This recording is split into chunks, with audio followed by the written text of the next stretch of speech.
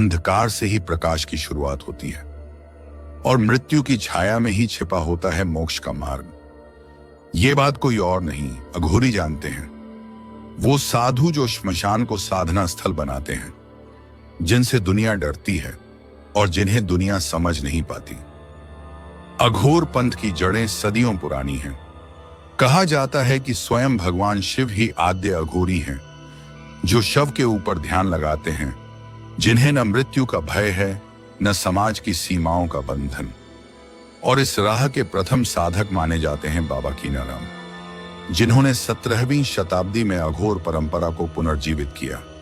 अघोरी साधु का साधना स्थल श्मशान, क्योंकि जहां मृत्यु है वहीं जीवन का अंतिम सत्य है।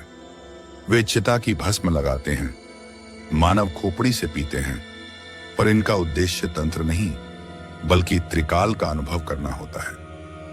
अघोरी के पास न घर होता है न परिवार, उसका शरीर ही उसका साधन है और संसार उसका तप क्षेत्र। वह भिक्षा मांगता है पर वह भी समर्पण के साथ लेता है।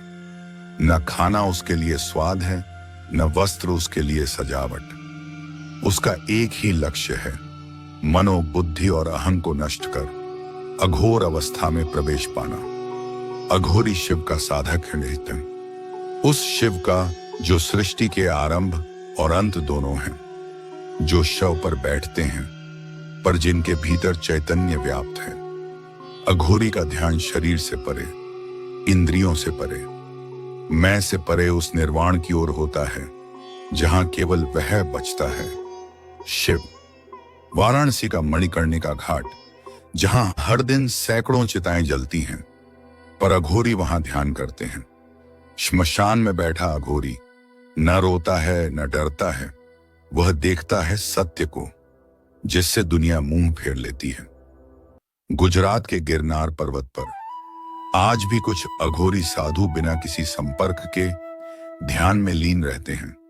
इन पर्वतों की चुप्पी में उनकी साधना की ध्वनि गूंजती है, जो बाहर नहीं भीतर सुनी जाती है। हिमालय की गुफाओं में कुछ अघोरी कई वर्षों तक मौन तप करते हैं।